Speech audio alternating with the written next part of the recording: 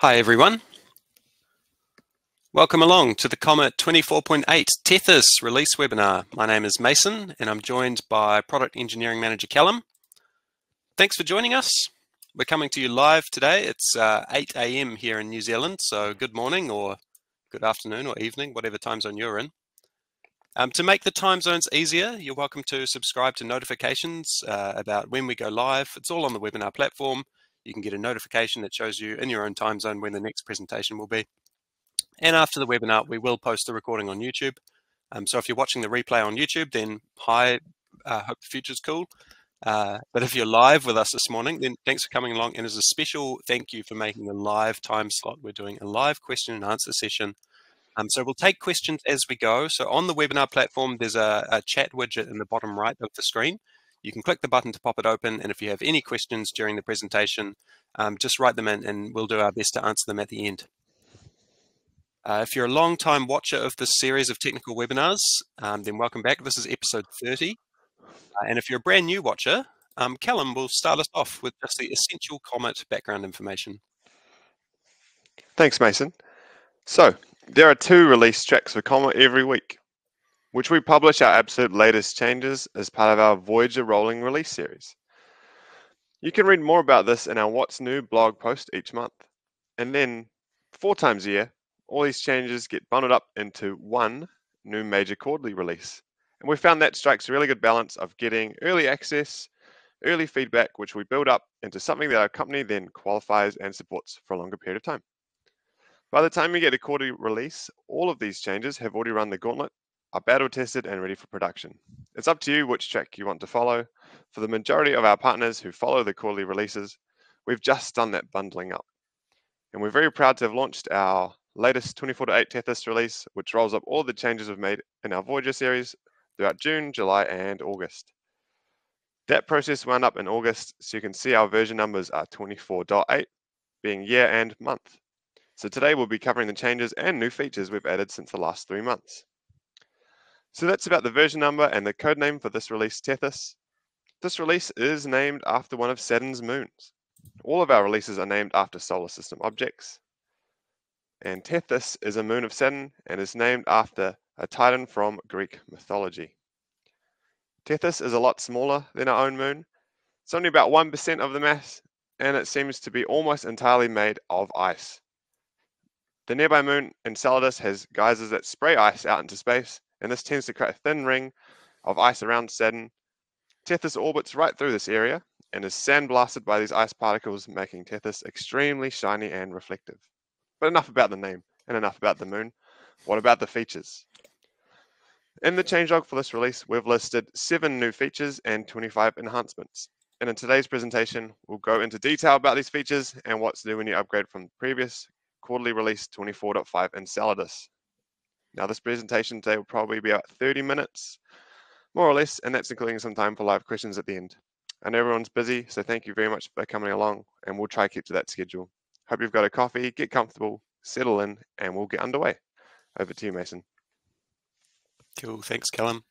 The first thing I'm going to talk about today is our disk image backup feature and some of the new enhancements that have gone into it this quarter.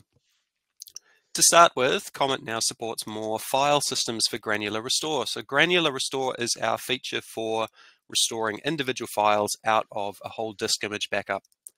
We've had this feature in Comet for a long time, but it generally only supported the NTFS file system, and we've now expanded that to support FAT, ext4, and XFS. So ext4 is the default file system on Debian and Ubuntu family distros, and XFS is the default file system on enterprise Linux distros like Red Hat. Now, NTFS has always been our top priority to support for granular restore because Comet's disk image feature has been a Windows-only feature, and NTFS is obviously far and away the most common Windows file system. But of course, Comet also supports granular restore for our Hyper-V and VMware protected item types. So if you've been backing up a Linux virtual machine with Comet from the host Hyper-V or VMware hypervisor, you've got this great big VHDX or VMDK virtual disk, you can now granular restore individual files out of those Linux file systems from a Hyper-V or VMware virtual machine. One really neat part of this is that it's operating system independent. You can do an ext4 granular restore on Windows and you can do an NTFS granular restore on Linux. So it's extremely flexible. It will help you out in restore situations if you've got a recovery time objective, RTO. Just want to give you that quicker access to individual files. So there's lots of ways to restore disk image backups in Comet. You can do granular restore of individual files, like I've mentioned here, or you can restore the whole disk image as a VMDK, or you can do a physical restore back to a physical disk. Another improvement for disk image this quarter has been related to physical restores. Up till now, doing a physical disk-to-disk restore requires you to be running Windows OS. In Comet 24.8 Tethys, it's now possible to do that physical restore from Linux. So we're still talking about Windows disk image backups, but you no longer need to do the restore from Windows. You can boot into an Ubuntu Live USB, install Comet and do it from there.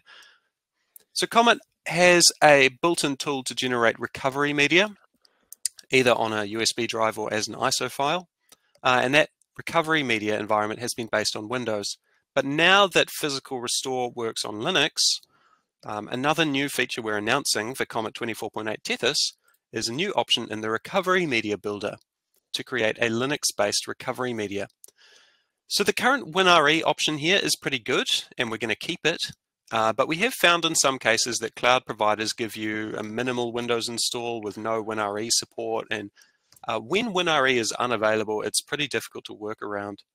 So simply pick this new option here, and a few minutes later you will have a nice ISO file that boots directly into the Comet interface, and you can use the new capability to perform a physical disk restore from the Linux environment.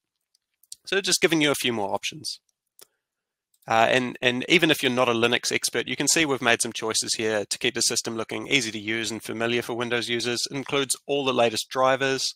There's a start menu and a taskbar, and Comet shows up right away, so it should be very easy to use, especially in those stressful times where you're trying to get a restore going straight away. You might have noticed a bit of a theme in these last few topics: Linux file systems, Linux this, Linux that. That's right, we're working towards a goal here of supporting disk image backups on Linux. So this has been a big goal for us to better support full disaster recovery, primarily for Linux servers, I've got to say, but also for the growing number of Linux-based workstations and laptops that are out there. We've been working on this for a while, and although the three above features are production ready, the full disk image backup is not quite ready to land in Voyager just yet, but if you are interested, we are holding an open beta program, and we've posted more details about how to access this beta functionality in the feature voting system. So if you haven't seen this system before, I'll give you just a very quick summary. This page is available from the resources menu in the Comet account portal system. You can request new features or upvote features that other people have requested. And if you upvote or comment on a feature, you'll get notified when the feature is completed or if anything significant changes with it. So it's a great way to get notified of new features when they become available. And we look at this system pretty often. We do develop ideas from in here. And when I looked at this yesterday, we were up to 182 completed features. So that's 182 of your ideas, community suggested ideas that we have gone out and built and shipped in Comet. We look at the system often to help guide and prioritize what we should be developing next. It's not the only thing we base our decision making on, but it does play an important part, so please check it out. To look at another highly upvoted feature request we completed this quarter, I'll hand you over to Callum. Thanks, Mason. So our most common protected item type in Comet is the file and folder protected item, which backs up the end user's file and folders from your devices. The NTFS file system on Windows supports many advanced features. To better support this, in Comet 24.8 Tethys, we have added a new option, which is the backup extra system permissions and attributes that you can configure for your file and folder protected items. When this new option is selected, Comet will back up the following additional NTFS data. So the first is attributes. This can be system, hidden, or integrity attributes. The next is alternate data streams, which is a feature that allows the file's main content to be accompanied by entirely different streams of data. The extended attributes, which is an important feature of the Windows kernel, and full Windows permissions and ACL supports, which allows control over which Windows user accounts can have read, write, or access certain files.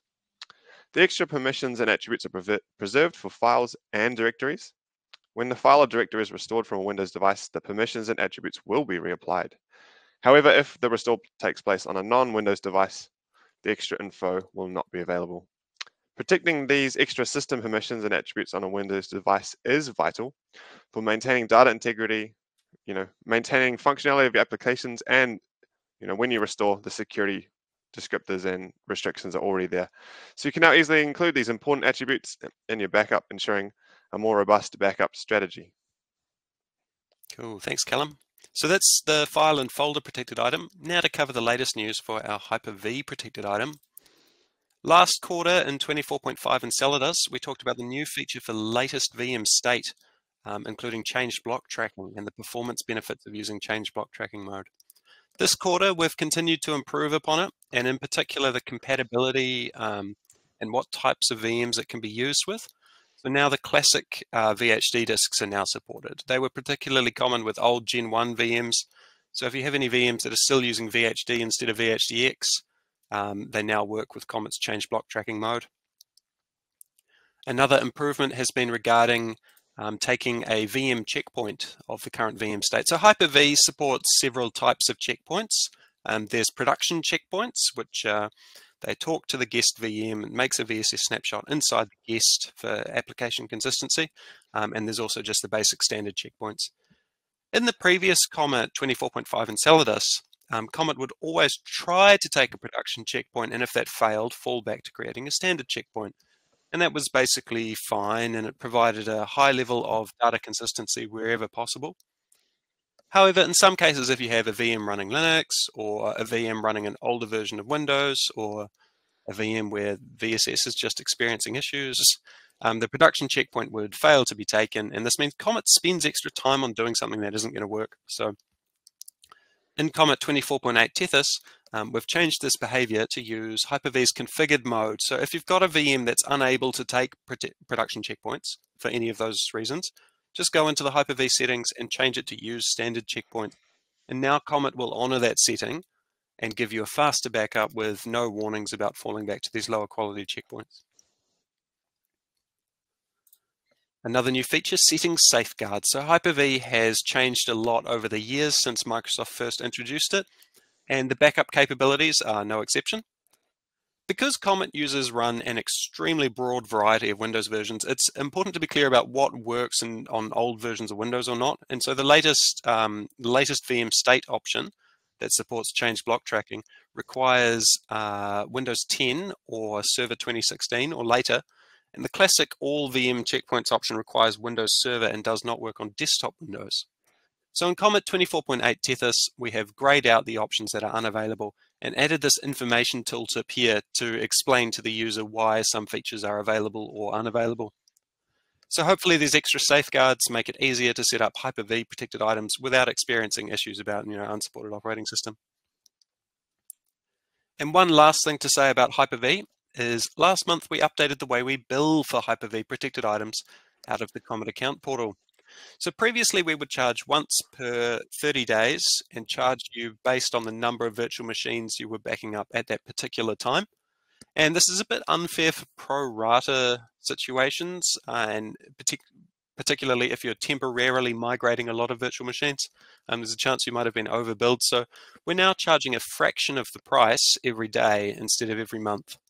And like this comes out of your account balance. You don't get a credit card charge every day. And this updated charging model can lead to a reduction in your overall bill because it aligns the cost more closely with the actual usage. Over to you, Callum. So for another new feature we have, we're introducing the whole job retries. So when a backup job fails, it can lead to manual interventions or sort of escalations to your technical team. When this happens, both of these are time consuming and frustrating. To prevent this, Comet already retries thousands of times during a backup job to make sure it succeeds. In particular, Comet retries S3 APIs to make sure uploads and downloads succeed, as well as retrying any network area that we determine is retriable. And we've made improvements to this in 24.8 Tethys. But even though Comet has thousands of retries within a backup job, errors that cause a backup job to fail, can be inevitable. This can be from very various factors and often external factors such as service disruptions or hardware failures.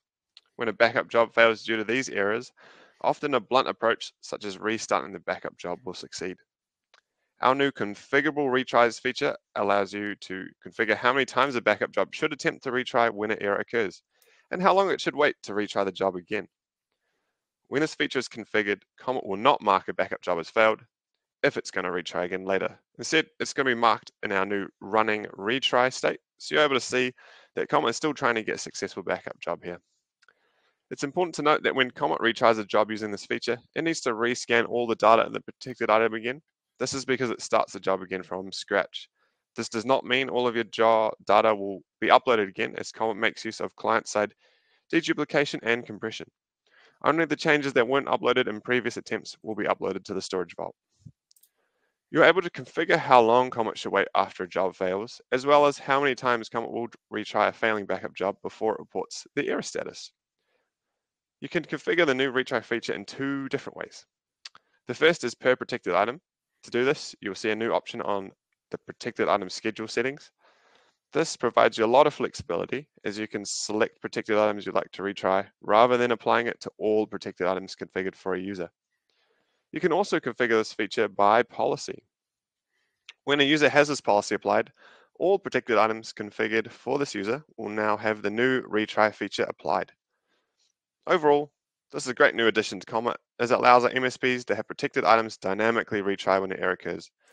This will help reduce the number of escalations to your technical team for any intermittent issues you may observe. Back to you, Mason, for some core technology improvements. Very cool. Thanks, Callum. Some of the most exciting changes this quarter in Comet 24.8 Tethys are not related to any headline new feature, but improvements to our core functionality. So I'm going to start this slide off by talking about something that sounds quite simple in Comet, such as enforcing storage vault quotas. And this is a pretty important feature of Comet. It lets you restrict how much data a customer is allowed to back up. It lets you cap your costs as a service provider. In order to do this, Comet needs to look at what's inside the storage vault. And for some storage providers, we have found this step can take quite a long time, especially for large storage vaults. This quarter in 24.8 Tethys, we've made a significant enhancement to how we measure the size of stored data in a storage vault.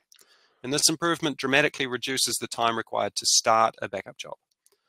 So in our test cases for a storage vault with a few terabytes of data stored, it could take 10 or more minutes to measure how much data was stored, and now it's just a few seconds.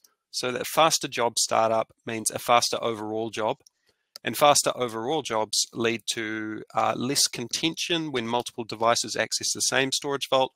So it's a virtuous cycle. It's a win-win that pays off across our core technology. Another similar change we made this quarter is to speed up retention passes. So Comet has to regularly run retention passes to free up disk space, or free up storage space for old backup job snapshots that fall outside your configured retention policy. We thought about the problem very hard, and we came up with a way to avoid some of the management work that happens during this process and really cut down on the time it takes to complete. And something that's really interesting is if you look at these two features together, they make a significant reduction in the list API calls that Comet makes to your storage provider. So Comet no longer needs to list all the files that are present in many cases. And it really seems that listing files can put quite a bit of workload on some cloud storage providers. And taking this workload away makes the storage provider much happier, more responsive, less prone to other errors that Comet would have had to retry. So just lifting that workload, we were doing it to improve the speed, but we ended up improving the error rates in Comet. So that's just a really fantastic outcome. Speaking of multiple devices accessing a shared storage vault, when a PC shuts down uncleanly, or if it abruptly loses its network connection, something like that, while it was in the middle of using a shared part of a storage vault, it can be hard to safely say what to do next. Comet has a lot of heuristics and automatic ways to resolve the situation automatically. And for years now, Comet has been able to clean up most categories of this type automatically when the device starts its next backup job. But in Comet 24.8 Tethys, Comet now intelligently cleans up this situation automatically when the PC comes back online. And this cuts down the time window for during which a storage vault might be locked. And by cutting down the time window, other conflicting jobs are more likely to succeed. So just another way that your backup jobs will be more successful in Comet 24.8 Tethys. And the last point for me on this slide is some good news about Constellation Roll. It's been on a diet, it's now more lightweight. So Constellation Roll, it's the part of Comet Server that looks at all your user accounts, looks at all your storage buckets, finds the storage buckets that belong to nobody, so users that have since left, they've offboarded, and then it goes to clean up their storage buckets. And there's a bit of work involved in this process, in particular for the part where it has to delete a large bucket full of files. The memory usage is way down as we manage to convert some work from spooling to streaming, so it no longer needs as much temporary memory. So that's nice. Callum, what have you got for us next? Comet, is a client-server backup product. When we say client-server, it means there always is a Comet server involved in the management of Comet backup endpoint devices. But this doesn't specifically mean anything about the data path. In Comet, the path that the backup data takes is entirely flexible. One way to set up cloud storage in Comet is to have the client upload data to the Comet server itself first. In this case, we say that the Comet server has taken on a storage role. From the client's perspective, that's all it sees, even if the Comet server is then forwarding the data onto a cloud provider like Wasabi. Alternatively, you can have Comet backup direct to cloud. Now, managing a lot of customer cloud accounts can be cumbersome, so Comet already supports storage template feature that can provision new cloud credentials for each customer. And then Comet backup endpoint devices will use those private credentials for direct to cloud backup. There are pros and cons of each approach. Going through storage role gives you unbreakable white labeling, as a client cannot see what provider is being used behind the scenes. Compatibility is good because the backside data transfers only simple data communication, which means we've got broad compatibility with many storage providers, such as local country providers. However, if you're using a supported provider, the storage template and direct-to cloud method is preferred if possible. The bandwidth and performance works out better here because the data does not have to be double-handed. That is, direct to cloud versus via our storage first, if that makes sense. So that's the background information. Now in Comet 24.8 Tethys, we've added a new feature to help you convert from this left-hand storage role data flow to the right-hand direct to cloud data flow. In the past, this would have needed to involve a data migration. That adds a lot of time and risk to this process. But in Comet 24.8 Tethys, we've expanded the features of the storage template system, adding support for custom prefix directories. This means the feature is possible in place without any data migration required. From the Comet server settings page, all you need to do is enable the advanced options toggle and then click this convert button. Comet will detect if you've got any supported storage role configuration and automatically provision new cloud credentials and convert everything to direct to cloud backups. Doing this conversion can unlock some major performance improvements in one click across your entire partner base. It improves the speed of backup jobs and it takes a lot of load off your Comet server. Now, our Comet hosted service does not allow the use of storage role. So if you're interested in migrating between self-hosted and Comet hosted at any point, we will require you to go through this process in advance to convert your custom storage vaults from pointing at the Comet server storage role to pointing to a direct to cloud location.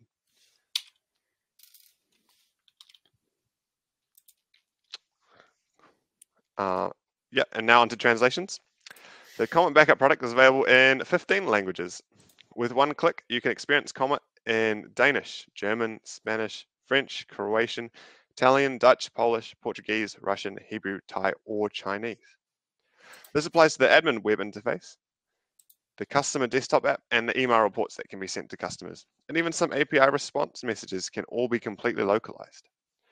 In the latest Comet 24.8 Tethys, we've refreshed the translations and jumped up to 100% coverage for most of our supported languages. So big thanks to the local partners that assisted us with that process. We're very proud of this translation system, and we hear great feedback from people using Comet in their local language. But it's a fact that our staff mostly only speak English, so we'd appreciate any local experts who want to fix or improve the translation support. If you use Comet in another language, or you see a typo, or if you want to translate Comet into a language that we don't currently support, then all the details are available on our GitHub page at github.com/cometbackup/translations. It's very easy to get started, and together we can improve Comet for customers in your local country. Thanks, Callum. Fantastic. I think that's all we have for today. Are there any questions? I can see there's some questions in here already.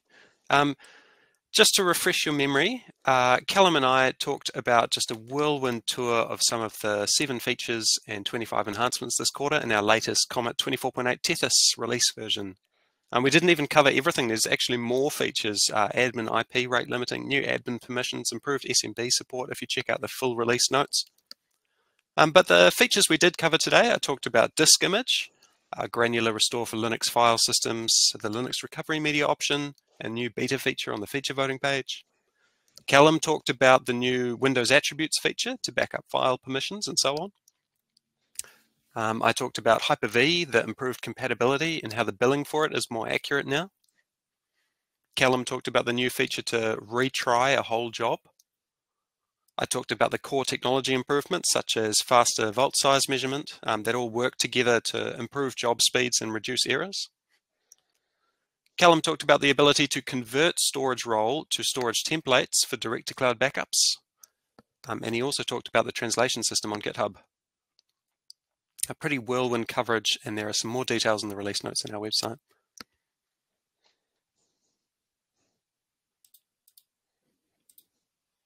So any questions?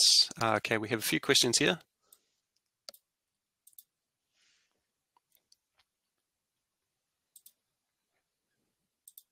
A question from Mark. Love the new features. Keep up the great work. Thanks, Mark.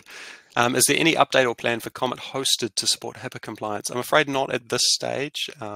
It's partly to do with our system administrators having access to maintain the service from just a system administration point of view.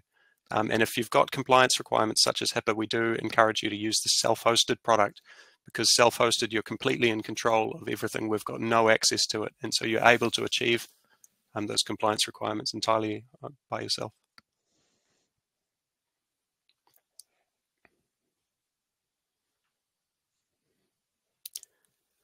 Another question here, please explain more or show how to do the direct to cloud. I think the best way, if you've got issues with direct to cloud, is to reach out to our support teams, and we'll be able to book a call and talk you through the process. As I realize it can be a little bit intimidating to make a big settings change across your whole customer base, but the one-click convert, it's actually really reliable. It's fantastic. So yeah, please reach out for more technical support.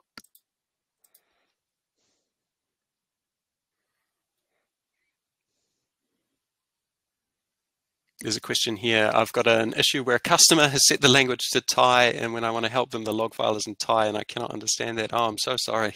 Well, I recommend using Google Translate in an emergency, but I'm not sure what we can do to help you there. Perhaps an option to force the use of certain languages. As the system administrator, you can remotely set the language for a customer on the user details page for that customer. Perhaps that will help you.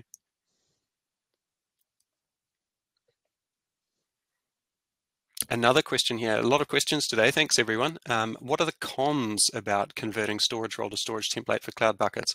Well, I think the pros usually outweigh it. The pros are suddenly your Comet server, the system requirements drop to almost nothing, because suddenly, all the data is going direct to cloud. Your Comet server is suddenly extremely lightweight, and often the customers will have a better experience because the performance and bandwidth is better, the jobs are faster, and usually that just outweighs no matter what the cons are. The cons are pretty minor. The cons are things like, we mentioned the white labeling being unbreakable. So one particular thing in Comet is Comet's obviously a white label product through and through. You can rebrand just about anything. And if you've got a storage vault, I'm using Wasabi as an example, but this applies to various storage providers. In Comet, if a customer has a Wasabi storage vault, by default it looks like a Wasabi storage vault. There's the Wasabi icon. You can go into the settings and see it's Wasabi. And so as the system administrator in Comet, you can turn most of that stuff off. You can say, don't show me this, don't show me that. But the customer's device is still talking directly to Wasabi. They will be able to see it in their firewall logs. They'll be able to see it in the network inspector. And at some level, if the customer's backing up directly to Wasabi, you know, we can hide various user interface things inside the app, but we can't hide that network flow. So if you're particularly worried about white labeling, is marginally worse from a white labeling perspective. But that's just about it. That's about the only con.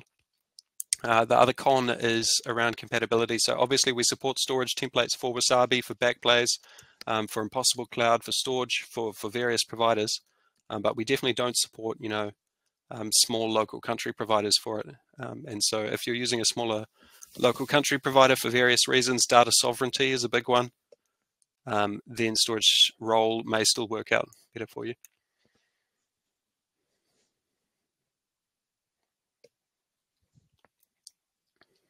One more question here. Are there client agent logs for troubleshooting as needed? And if so, where would they be? I found the self-hosted server logs, but not the client ones. We've made a really interesting technical decision in Comet based on our experience with other products. And that is our decision that all logs should be shipped off to the Comet server as just a matter of course. So when Comet runs a backup job, the backup job logs sent to the Comet server, and as the Comet server administrator, you look on the Comet server on the jobs page and you can see all of the customers' logs right there. So even for a backup job that is backing up entirely locally to a local external hard drive, the log for that job still gets sent to the Comet server. In terms of troubleshooting, that's obviously the biggest part of it. There are some minor additional logs about things like starting up the background service. And for these, you'll see them in the Windows event log on Windows, or Journal CTL on Linux, or the Mac OS console on Mac. I'm just using the system logging facilities. There's no particular files on disk or anything like that.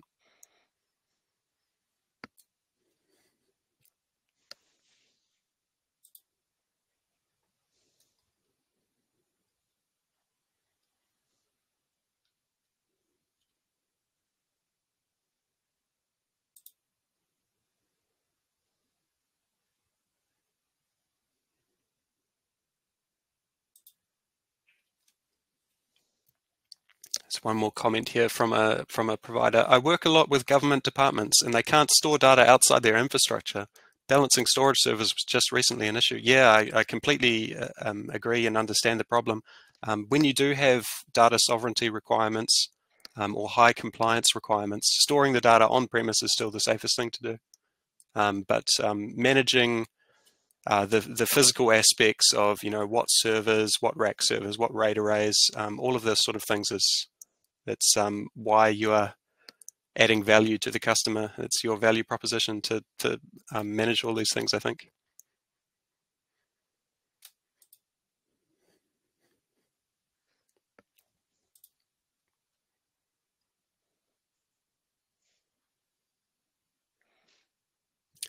I think that's all the questions we've got time for, Callum. Cool. Thanks everyone for your questions today. But we still want to hear from you. So if you've got any questions at all, anytime, we're always happy to help out. We're more than happy to hear questions, you know, through our tickets on our Comet account portal, or you can email us directly at hello@cometbackup.com. Yeah, get there. Or did you know that we do support phone calls? Our company is based in New Zealand. We do have a support team for around the clock level 1 technical support, but if you want a sales call or if you want any more advanced technical support or troubleshooting, we'll need to figure out a good time that suits both of us. We're more than happy to jump on a call. And often that's a very quick way of clearing the air and getting answers to any questions that you might have.